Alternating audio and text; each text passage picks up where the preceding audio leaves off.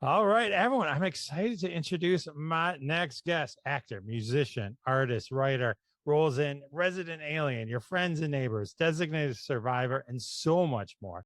But also writer, director, star of the film It Happened, the Judy Tenuta Story. Please welcome to the show the petite flower, Taylor Blackwell. Hey. Hey, thanks for having me. Taylor, How's it going? it's going great. I want to jump right into the Judy Tenuta stuff, but I do want to just first say off the bat that it was like when someone's like, "Hey, Taylor, we'll be on your show." I'm like, "Oh, awesome!" And I'm like, because every show I'm watching right now, Taylor is in, which isn't. Well, that's nice to hear. I was late with it Resident Alien because I was like a Netflix watcher. You know what I mean? So I was like, I was always a year behind, right? Because I didn't know when it was, and I was watching Your Friends and Neighbors. So I'm like, I felt really cool when I'm sitting there with my wife, and I'm like, she's gonna be on my podcast. Well, happy to be here. So exciting. All right. So I got the opportunity to talk to Judy Tenuta. She was on my show before she passed away. She visited to talk about her fight with cancer. When I saw that you were doing something and you got that voice down pat, tell me about how Judy Tenuta kind of came into your life and what inspired you to make a film about her. Yeah, also I'll say I'm sitting at a Starbucks outside, so it's we're gonna face the elements today. It might be a little spontaneous. I did not know it was gonna be on camera, so No, you're it'll add an element of interest to the podcast, to the recording. Taylor Um, found this so important. She pulled over, jumped into a Starbucks, and said, "We got to do this now." So let's do. exactly. There you go. I just am such a fan of Judy's, and I thought she would make such an incredible candidate for a film. She was so dynamic and colorful and such a clever writer. And so this thing, in a way, I feel I've co-written it with her by incorporating pieces of her comedy routines. And she had published two books, so there's some dialogue I borrowed from those books. I just thought it would be a fun and unique story to get to tell. So writer, director, star, that's a lot. So how do you approach a project like this? Like once you get inspired and like you want to tell Judy's story, where do you even begin? I think the first thing is just acquiring as much information about her as I can because I knew I wanted to tell her story, but also this is a 13-minute film. So you obviously can't tell the entirety of someone's life story in those 13 minutes.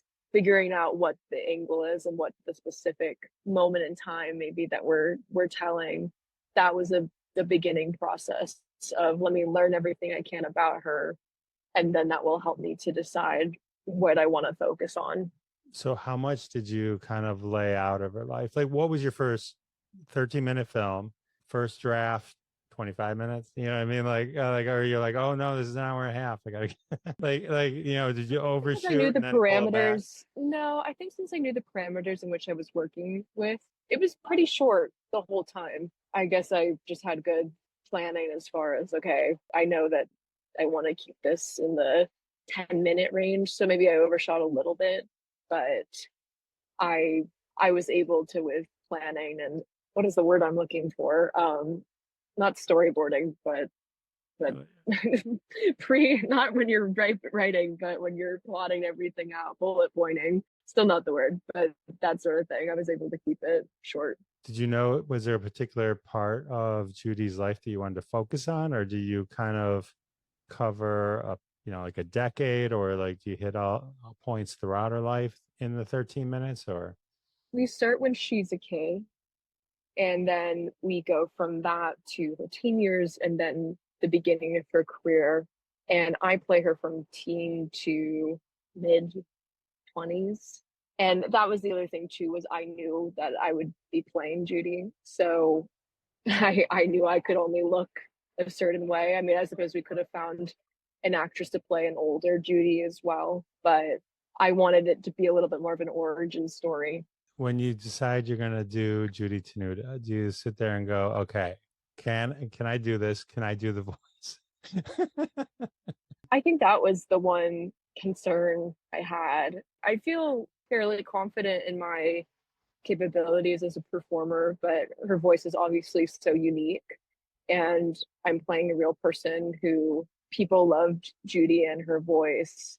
And so I really wanted to make sure that I had that in a way that felt truthful. So that was something that I had a little bit of apprehension about, but not in a way that was going to stop me from doing the project. That was just my one personal, like, I hope I'm able to pull this off moment. Can you do it long term? Can you carry a full conversation as Judy? Uh, I probably could. I sometimes find myself slipping into it. That always happens though when you learn someone's voice. Like it just all of a sudden you're like it just you pick up and then you'll just say certain things. That must Yeah, certain words trigger it. I think that's true of like accents and other impressions, right? Okay, so you're writing the script. Is that step one? Write the script, or you kind of outline, then you write Yeah, the script? outline was the word I was looking for. Dear Lord. There you Yes. go. There you go. So Judy Tenuta's family is part of this, is given their blessing. How did you decide to do this and then approach them and convince them you were the right person to bring this story to life? I really wanted their approval and for them to be a part of it. And especially now that she's no longer with us, I would hope that this would be a way to help continue her legacy. And so after starting the outline, starting the research, and kind of at the beginning stages of putting a script together, I was able to get in contact with Burt, her life partner who runs the Judy Tenuta Legacy. I also wanted to get in touch with him from a writing and research standpoint. Perhaps he could shed a light on things about Judy that I wouldn't be able to find on the internet, through her books, that sort of thing. And he ended up being a great resource and also introduced me to lots of her friends who were very encouraging and also shared stories about Judy. And Vern let me use Judy's real costumes and accordion for filming. And that was so amazing, as you can imagine, and just brought a level of authenticity to the project. You bring up a good point. I buried the lead. You're an accordion player. I mean, you play like 15,000 instruments, but but it's you don't find many. I Weird Al would be the other person I could think of that plays the accordion. So little bit of a little bit short there, how a fellow accordion player is. Yeah, I mean that's also sort of what drew me to this initially too. Is I had some awareness of Judy before she passed, but when she did, I was seeing headlines about Aphrodite of the Accordion passes away. That's what a lot of the headlines said, because that was one of her many nicknames that she had and titles, Aphrodite of the Accordion. And accordion players are not often making headlines. And as an accordion player myself, I thought, who is this? This is amazing.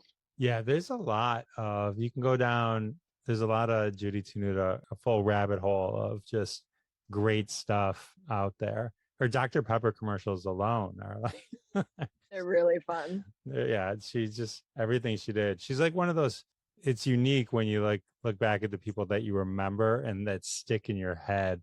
And she kind of checked all the boxes. Like she had a very distinct look and the voice, and she just also happened to be extremely hilarious. So she was all right. So you have the script, you have the blessing, the Tenuta Foundation, totally on board. Let's do this. How do you get a budget for something like this? Well, I made this in collaboration with my friend Brett Mata, who runs the company Has Been, a production company. We had collaborated on projects in the past, and part of why this whole thing came about was Brent and I were both looking to do another project together. We have a really good collaborative exchange and creative exchange. He said to me, well, what would be a dream role for you? And I said, well, I don't know what the story would be, but I like the idea of playing this woman, Judy Tenuta. And he was already a fan of hers, and it was like, done. Like, I would also love to get to tell her story. He was why this film really happened. His company came up with the financing and helped me get in touch with Judy Tenuta's legacy and her foundation and everything else. Okay, so you got the script, you got the blessing, you got the money. Then how do you get, because I imagine you can't pay people full on whatever they would normally get paid. So there's I think you have Alan Tudyk in it. He's the Pope, which is amazing. So like how do you get everyone to say, yeah, we'll do this? And how long did it take to film it? Was it We filmed it in 2 days. 2 days. Okay. So, hey, we need you for a day and a half, 2 days. Right, which makes things easier. Yeah. And forgive me, I'm going to put on some lip balm because my lips are very chapped. So because it was a short shoot, that made it easier to ask for favors, really. And also, I think a lot of our cast also loves Judy and was excited by the opportunity to get to tell her story. So that was helpful too. But it was a lot of like me playing casting director and calling friends, and I've been acting my whole life, so a lot of my dearest friends in the world are other actors and people who work in film and television in front of the camera and behind the scenes. So I was able to get to work with a lot of friends, which made the project more special from a personal standpoint as well. That's awesome. All right. So 2 days filming. You're the writer, director. This is you and your production partner's baby. So that's a lot. It's got to be a lot of pressure, right? Because you only have 2 days. Or did it only take 2 days? Or did you know you only had 2? Oh, I would have loved more time, but no, we 2 days was what made sense for Is that a lot of pressure? I mean, you got to schedule get it for right. watching. And Of like, course, yeah. my gosh. So you're going, Yeah. It was intense, but it all worked out. did young Judy, the one who played her younger, do the voice too? No, she doesn't speak, but she's a Oh. fantastic actress. Her name's Sydney Kowalski, and she already at a young age has an amazing career. Definitely check her out. Honestly, I wish we had her talk because it would have been great to hear young Judy's voice, but she's got an accordion on. So what's the vibe of the film? Like, does it have a style? Like, did you create like what kind of visual style were you going for? Is it Definitely wanted it to feel in Judy's universe and quirky. And I mean, the Weird Al movie was definitely a point of reference for us, another accordion player film. And Weird Al and Judy were friends. right? So, same with like Judy was friends with Pee Wee Herman. That movie his movies are so colorful, and that score of the Pee Wee Herman film is definitely was an inspiration for me. One of the references I gave to our composer Claire McEwen. Amazing. Yeah, that Weird Al movie was great. It was fun. Yeah, I Right. wanted to be just silly and telling someone's story, but it's like the character of Judy more so than there's components of her real life as well. But from my understanding, because I never got to meet her, people said that her on stage persona was sort of an amplified version of who she was on the day to day. Throughout the film, I'm playing more of that amplified version of her, even in the more grounded moments of the film, the non-stage moments. Got it. Well, you're a musician, so it was layering on kind of the music for it as well, just kind of a natural kind of synergy for you. Pull all that together. Because bringing the music brings it to life in a whole different way too, right? Oh, for sure. Yeah, our composer did a beautiful job, and she's a longtime friend. So that was really great to get to work with her. I sing in the film. I play Judy's song, the Pope song. And then we wanted the music to feel sort of ethereal and goddessy, like Judy, because she was the love goddess. And as a creative person, always seeking opportunities where my different creative interests can converge. And that's something that's really exciting to me about directing, is that I'm really able to have my hand in the costumes and the music in every different department. So Alan plays the Pope, you're Judy. Someone's playing Emo Phillips. I think I saw Yes. IMDb. Bill Popcamp, great actor. Bill. And then are there any other kind of key celebrity-ish type people that you re-represented? Considering the Pope is celebrity for this. Right. No, but another one of our actors is Alex Desir, who's wonderful and has been in so many things, is a longtime friend as well, and used to be my neighbor in Los Angeles. And we have Judy's family in the film. Dempsey Brick is a great actor who's in our movie. Emily Robinson's another one. My boyfriend, who's not an actor, has a cameo. I get to see him. Now he's an I needed actor. Extras. Yeah. Now he's an He actor. was an actor as a kid, so he's relaunching his career through this non-speaking role. Awesome. Okay, so I think I saw on your website you played at Judy Tenuta's Celebration of Life. Yes, at Hollywood Forever Cemetery, and it was a statue unveiling of her there. And I played accordion, and I wore one of Judy's real flowers, and I didn't wear one of her costumes for that. I brought my own dress, but it felt like something that she would have worn. And I that was a great way for me to meet a lot of her friends because this was prior to us filming. So I was able to connect with a lot of people there, and I met her sister there, and just everyone was very encouraging and excited about the project, which felt nice. That's cool that you got to, I mean, you're honoring her by making the movie, but to also honor her that way as well must have been really satisfying. It really was. Yeah, it felt I was very touched when I was asked. And then the people who work at the cemetery said, "We need an accordion player for the cemetery. If we might call you if someone else wants an accordion player at their funeral service." I haven't gotten a call yet, but I'm waiting. I would like to do it in honor of some more accordion, some more passed on accordion players. That would be amazing. Like you may have just opened Be up, a full gig for me. yeah, or just even across the country or the world, given life to accordion players and a whole. I'm playing a show here in Los Angeles September 2nd at Zebulon, which is a bar here. And I just came from band rehearsal, and I live in New York now. I don't have my accordion with me, but I'm going to play accordion in the show. And so I said to my bandmate who we were rehearsing at his house, I said, I'm going to get an accordion from someone, like borrow an accordion. Because I have a couple of people I know here who play accordion. So I'm like, I could probably find someone who would let me borrow their accordion. And he goes, my girlfriend's grandfather just died, and we have his accordion. And so now I'm playing that for the show. So that was a tangent, but yeah, I you might be onto something with this for sure. Yeah, someone needs to bring it back big time. Yes. So I mean, Weird Al's still popular, but only within, people who like Weird Al like Weird Al. It hasn't broken out beyond his circle. Yeah, there's a couple bands I like that play accordion, like Neutral Milk Hotel, but Neutral Milk Hotel isn't playing like shows really right now, so All right, we need some more accordion. we're gonna do it. I'm looking forward to your future and bringing the accordion more to the world. So okay, so all right, you film it in 2 days. You're doing all this stuff.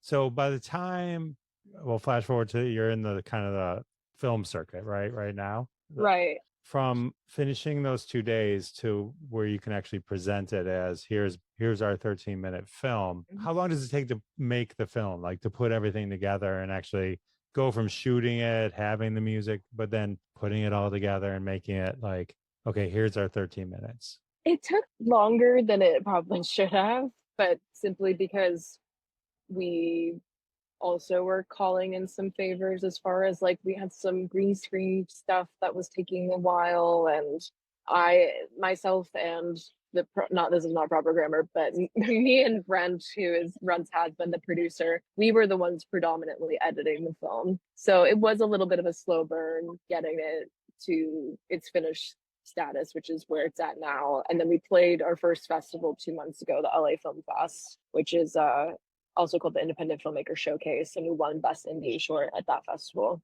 I know, that's amazing. That's so awesome. Thanks. That's got to feel good. So does that kind of Validating. carry momentum into like some of the other film festivals? Hopefully, we're waiting to hear back from a bunch right now. And what I've been saying as I've been talking about this film is that, if anyone listening to this interview runs a festival or is connected to a festival in some capacity, you think you might be interested in screening our film, you can just email me directly, which is tayblackwell@gmail.com, or write to me on Instagram, The Musical Mushroom. And, we want to get this in front of as many eyes as possible. So I'm hoping that we can play lots of other festivals across the country, maybe in parts of the world too. That's amazing. I love that. And this isn't the first thing you directed. You directed a couple of your music videos as well, right? So Yeah. was it harder than you thought? Like when you're doing a full-on 2-day director? Well, I don't know how long the video shot, but like, That's was perfect too. Yeah, I was. I felt mostly in my element, but there were definitely our first day was like I think we had probably 20 actors on set. That was really difficult. The second day was a lot easier because it was just predominantly the second day me doing Judy's stand up.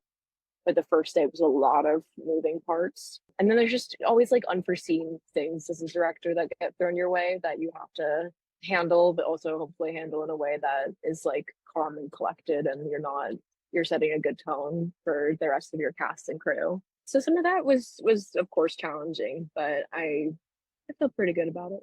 No, that's awesome. That's awesome. So it's already won something. And so I imagine when you sat down, first step makes sense, make a short film because you can get that produced easier and get the budget and all that kind of stuff. Do you have a grander vision for it long term, like turning it into a full feature or one day? Or Yeah, that would be a dream scenario, and hopefully through showing this film to people, we get it in front of some of the right eyes, and maybe someone wants to give us money to make a longer form version of it. And I would personally love to explore like more of this world, more of these like amazing avant-garde comedians that came out of this time, like 80s and 90s. it was a time. It was a time. When you make a short film like this, is it sort of the goal is like, okay, this is a standalone. If nothing happens, this is a piece of art that I've made and I can, but is it also slash then based on what we were just saying, kind of a demo, a proof of concept? Sure. Okay. Yeah, I think the film very much stands on its own, but I do think it absolutely is a showcase of what could be something bigger. And I mean, for example, you mentioned Emo Phillips, like that relationship, him and Judy were married. I would love to explore that more on screen. We sort of hint to it in the movie, but we don't really get into it. So I do hope that the film leaves more to be desired, and I think it does. I think people who have seen it have said they wanted something longer. Now we have just to someone who needs someone who puts their money where their mouth is. I'm trying to picture because Emo Phillips has a very unique voice as well. I'm trying to picture like you're another couple and you're going out with Judy and Emo on a dinner. Yeah, right. I really want a scene of them at Thanksgiving dinner with Judy's 8 siblings, and bringing Emo home to your family. I'm so curious as to what that was like. Did you shoot anything that didn't make the film? No, No. maybe like a line or two, but no, we budgetarily we knew what we were. You don't mess around. You're efficient. Yeah, it had to be tight. I mean, we didn't have the money to make it not tight. It's still got to be tough though. You go, oh, this took 40 seconds instead of 20 seconds. You know what I mean? Like, on screen, you're impressive. When somebody not in the film circuit, get to see this film? It might be a minute because we want to go through these festivals first, and then we'll be releasing the film online in some capacity. And also because I'm looking down, my glasses are loose and they're slipping the whole time. So forgive me for continuing to be like this. But I'll do actually, it. I can yeah, I can prop this up a little bit. That might help my case. Oh. Let's see. Yeah. I need to get these glasses tightened a little bit. We have a trailer out, and then we have the Pope song music video out, which is me and Alan Tudyk. And then we also have the score of the film, the official soundtrack, if you will. So that's all available now in the meantime, and hopefully we'll make people excited, and then at some point the whole thing will be available. Very cool. Love that. Any final words? Anything we missed that you want to cover on About Judy? No, I mean, I don't know, how familiar your audience is with her, but she just a brief synopsis of Judy. Synopsis was like a weird word to say about a person, but brief biography, I suppose. She was this amazing, eccentric comedian, and one of her big breaks was this special she did called Women of the Night, and that was a comedy special she did with Rita Redner, Ellen DeGeneres, Paula Poundstone. Martin Short was the host. She toured with George Carlin. She was a 2-time Grammy nominated comedian. She won Best Female Comic. She really had a wealth of experiences. And then that's not even really mentioning any of like her film and television credits outside of like being a stand-up comedian and singer. So she Taylor, I think you missed the most important credit, which was episode 118 of this podcast, Judy. There you go. Yes, exactly. She was a great podcast guest. And we do hope that the film brings new audiences her way, that people like our movie. Maybe they didn't know Judy beforehand, but now they're hoping to, because of the film, maybe learn more on their own and watch her old comedy specials. And then hopefully the fans of Judy are, just fall in love with her even deeper through watching our film. That would be the dream scenario. Yeah. That's I think when you see a good biopic, when you see a good biopic, I knew the word was there somewhere, to then go and kind of deep dive and kind of really start to find. I think that's, if it can inspire you to do that, I think I think you won. It's absolutely very cool. All right. So you mentioned Alan Tudyk's name like 1,000 times, and you should. He's awesome. But so one of the shows that I mentioned that I was watching, and I'm like, oh, I mean, she has green hair in it, but that's her. I love that show. I love that show. You're in the new season 2. Season 4 just started. Yes. Yes. And Resident Alien. Sorry. Yes. I get so excited. Is it fun to be part of a kind of a really fun show like that? Of course. Oh yeah. No, I love getting to work on that show. It's why Alan is in my film, because I play his daughter and we just really connected through filming that show. So I got to meet lots of great people through being on it and spend time in Vancouver, Canada, which is beautiful. Beautiful, beautiful. Can you get through a scene with Alan? I know most of your scenes are usually kind of father-daughter stuff, so they're not necessarily, but he's still awkward as the alien and trying to deal with, well, I won't spoil season 4, but like just that dynamic. But still, when he's talking as the alien, as the human, it's just, I don't know how you would be in the same room and not just crack up. Yeah, it's a good challenge, and he's a brilliant improviser as well. So when he throws something that I'm not expecting, that's I think when it's especially hard. But a lot of my scenes with him, I kind of have to not be liking him because I'm his daughter and I'm upset with him a lot of the time on that show. So I have to keep not only a straight face, but an angry face at someone that I think is hilarious and care about a lot. That's a good challenge too. Well, you get to wear a cool wig. So. I do. Yeah. I love that wig. Awesome. And then the other show that I was watching you on just recently, Your Friends and Neighbors, John Hamm. I mean, it was just like Amanda Peet, Olivia Munn. That was like the new thing to watch. Yeah, no, I mean, I knew it would do well because of John being in it, but it's been amazing. I feel like it's really having a moment. Is there a season 2 of that going to come, or is it? It could stand alone, but right now. Okay. They haven't asked me back yet, but we'll see. What? I will boycott it if you're not. Yeah, we got to write to them. It's definitely interesting. The ending made me think a bit about his character. It's like questionable, but like, but you were great in it. You're great in both those things.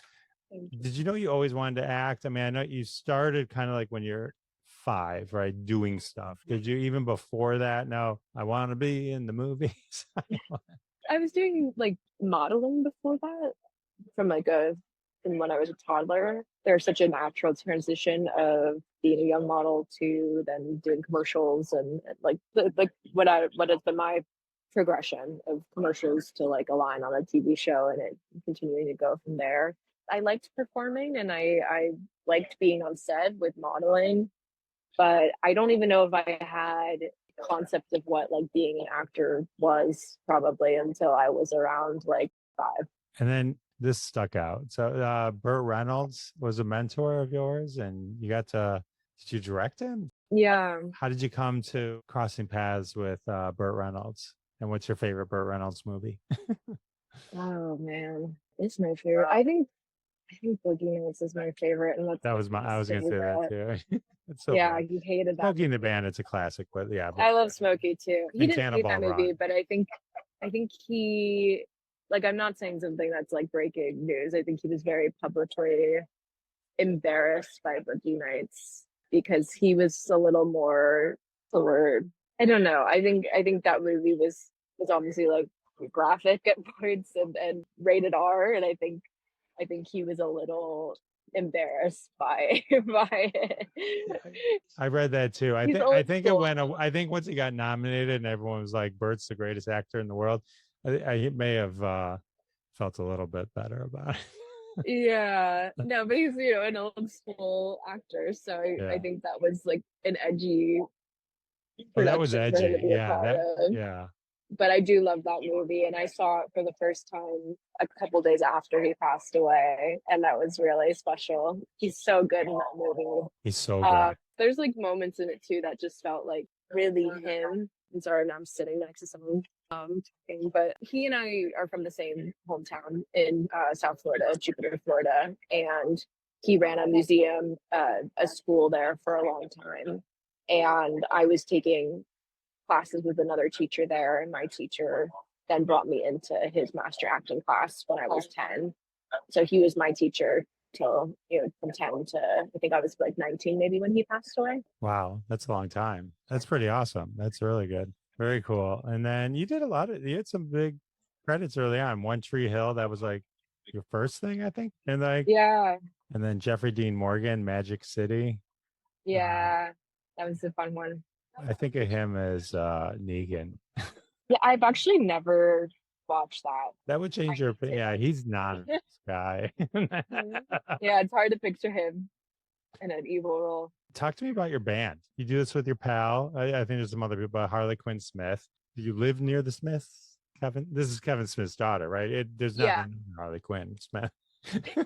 Yeah, I was introduced to her we met at a friend's Sweet 16. So I've known Harley for probably close to 10 years at this point, which is crazy to think about. We were just friends and both actresses, and through like spending time together kind of came to discover we both love music. We both had like a fantasy of being in a band, but I'd never actually realized it. I think both of us had like over the years tried to recruit people to be in a band, like, hey, like you should be in a band, but like nothing would ever come of it. But we both said that to each other, and both were like, no, we actually would really like to do this. We put out an EP, we put out an album, and we played a bunch of shows, and we've been on like a very long hiatus. So like the show I'm playing in September is with like my own personal project, which is under just like my name.